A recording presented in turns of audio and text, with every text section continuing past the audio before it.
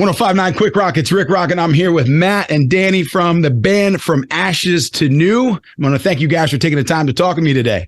What's up, man? Thanks for having us. You better believe it. Now, listen, first of all, I want to congratulate you guys on all your success in the rock industry.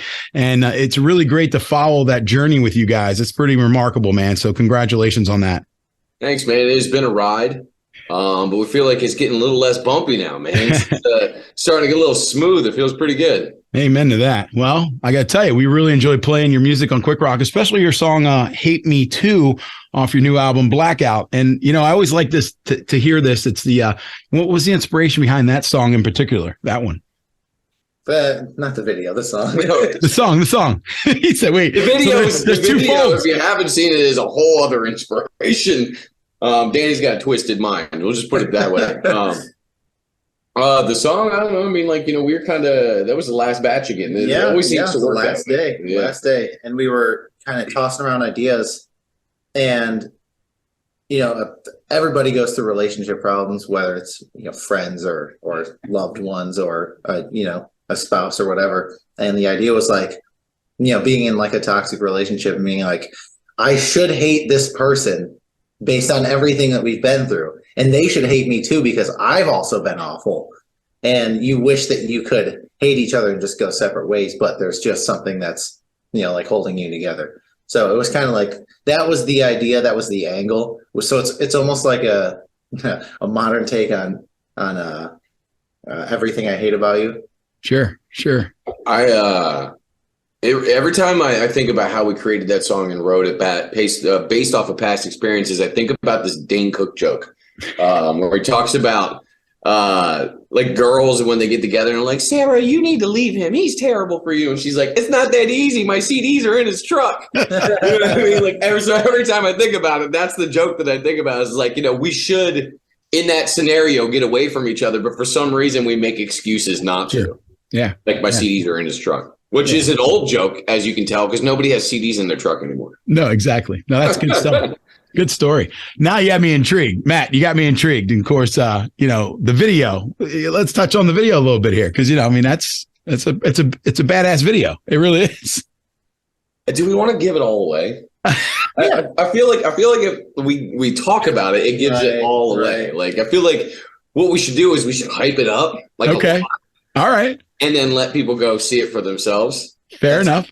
Phenomenal idea. Yeah, and make up their own minds because really it is just here's the teaser. Best way a teaser. People describe it. Okay. It's completely unhinged. Like, there's not a second of it that is like, oh, okay, yeah, that makes sense. Based on the subject matter, we were like, I personally was like, I don't want to do another stupid breakup video. Like, I get it. We're like, let's do something that is just ridiculous and hilarious and unexpected. And there's one part of the video I feel like is not getting the love that it deserves. Yeah. Are you talking about my line in the warehouse? Well, that and when the you're talking about when the makeup brush goes in my mouth? No. So there's oh my God. So there's a line that I deliver. There's different scenes and scenarios and stuff. Like we're performing in different locations. Sure. Give this away. We're performing in a bowling alley for part of it because it's just we're like, why not just do a bowling alley? No one does that. So there's a part where we're performing in a warehouse. And right before we do the performance, it cuts out and I'm talking and it's like, I know that we're performing or we're shooting a music video in a warehouse like every other music video ever made, but I swear this time it's different. So like really it's just like me throwing shade at like all of the warehouse videos because I mean we've done it. We've done so many warehouse videos. The only one that day that was in that same warehouse. Yeah. So yeah, go watch it for yourself really. I don't want to give too much away. There you go. So now listen, I mean, down to the nitty gritty on it. I mean, we're extremely pumped for your upcoming concert at the Bryce Jordan Center in State College. Now, that's Saturday, April 8th. I have to ask, because you've been on a few tour or a few shows now. What's it been like touring with 3 Days Grace and Shinedown? Well, am I going to be honest here? Brutally, brother, brutally. We actually haven't begun yet. Wait, this is the first. It starts Monday. Okay, because all the stuff like that. Okay, so Monday it's going to kick it off. Yeah, we've been hyping it up, so you've probably been seeing it all over socials that they're posting like previous tour vids and everyone's going crazy. So yeah, that's why I was like, oh my gosh, look at these guys, they're going nuts, and I'm like, okay. Yeah. So the we've anticipation. actually never done anything other than festivals with these guys. Now we know several guys in both of the bands personally. Our drummer's really good friends with Zach Myers, so so there's a relationship established there. So we know it's going to be killer. We know it's going to be insane. And the Bryce Jordan Center, little info, like I told you before we started the interview, I'm from PA. So I'm from the Lancaster area, so I would go to Hershey for shows and stuff. But if the shows that I wanted to see didn't come to Hershey, I would go to the Bryce Jordan Center. Nice. So growing up, like to see like the big shows, like for example, I saw it was Korn, Hell Yeah, and Five Finger Death Punch. And Five Finger Death Punch opened that show, and no one knew who they were at that point. So like I've seen A Day to Remember, Rise Against, and I can go down the list of bands that I've seen at the Bryce Jordan Center. So when this tour came out and Bryce Jordan Center posted about it, I commented and I was like, yo, I grew up a kid going to shows at your venue, and now I'm playing. It's just a dream come true. Nah, that's awesome, man. It's got to be surreal for you as well. Coming from Pennsylvania, and now, man, you're the big show. Yeah, man, it just feels surreal is a good word for it, man. I'm grateful and honored to be a part of something so cool. That's really awesome, and I feel like I need a follow-up interview, like post after you get on these tours and these dates, and you guys are out with these guys, because it's so fun to hear the stories. Yeah, definitely. Let's do it, man. I know I saw on your page you've got some headliner shows of your own coming up, right? Yeah, we're doing some stuff in between. We don't like to take a lot of days off. We hustle. I see that. I saw. Well, I'm looking at your schedule. I'm like, wow. So I mean, on tour and the bus is just sitting. It's like employees are still paid. Bus is still costing money. Generators running in the bus. Like, true that. Let's make some money. Let's play some shows. So what's what's the best way for fans to follow you? New fans and current fans. What's the best way for them to follow you? See where you're going to be, merch, all that good stuff. What's the best avenue? Probably from ashes2new.com, honestly. I mean, you can find all our socials on there. You can find everything, but they're easy to find.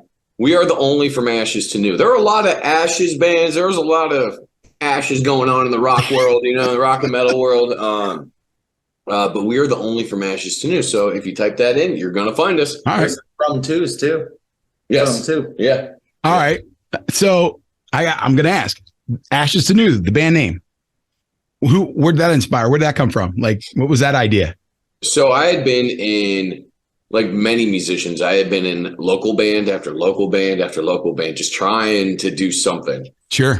I had never really written lyrics. Now, before I was in local bands, I actually rapped, which is what I do in From Ashes to New. Mm-hmm. So I was writing rap music, but I had never really taken that to the next level. So I started to learn like guitar and, different instruments. And then I got into local rock bands and metal bands.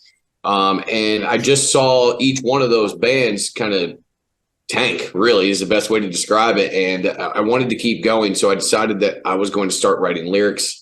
Was still playing guitar, but I wanted to kind of get my thoughts, emotions, feelings and stuff down onto paper and see what would happen. And I had been going through a life transformation at that point too, because I was an addict for a while. And I was in bad. Hey, my dogs. This is what you do when you're at home, right? So I was in bad shape, mentally, physically. I just had a lot of things going on. Sure. And they'll stop, I promise.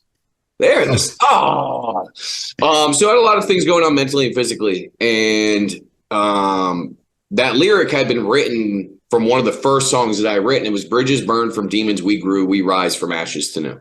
And I loved that lyric, but that band wasn't going anywhere. So, and neither was that song. It was like a really heavy metalcore song. But that lyric stuck with me for that point in my life, going from somewhere that was such a bad place to finally getting my life together and the band being the forefront of me getting my life together. I just felt like they fit together so well. So From Ashes to New, it's the band, it's my life, it's everything we do, it's everything we embody. And we the band even kind of burnt down in 2016. Danny came in 2017 as the new front man, and here we are, bigger and better than we've ever been before, man. So it's awesome. The story's awesome, and I really appreciate you sharing that with us and our listeners. Thank you for that. Yeah, absolutely, man. anyone that's listening right now that's going through that and thinking that it's like hopeless in the end or whatever, it's not. It never is. All you got to do is realize that that's just a hurdle, and you can always overcome those. Yeah. Danny's got a great analogy for that with the Mario. The Mario theory. The reason why the Mario game or the original Super Mario game is so popular is not because it's easy. And if it were a straight line and you just ran all the way through to the end, nobody would play that game. It's the pitfalls and the turtles that you have to jump over, and the freaking level 7 world 7 level 3 that it just pissed you off so much. You had to keep going and learn and grow from it to make the adjustments to get to the end. And that's what makes it worthwhile. So life is like this all the time. And if it were just a straight line, no one would want to live. And we all know those turtles. We all have those turtles in our lives, those trolls. So true, my friend. You just got to step on them, dog. You just got to step on them. Well, listen, Matt and Danny, I really appreciate you guys taking time, out of your day to talk with us there at QWiK Rock. And, we're fired up for the show, and we're going to see you there April 8th. We're going to be out there. Our whole crew is going to be out there, and that's at the Bryce Jordan Center. And, pretty pumped for it. So thanks again, man, for being on the show. Yeah, it's almost sold out, man. So if you ain't got your tickets, better get them. Better get them. Almost sold out.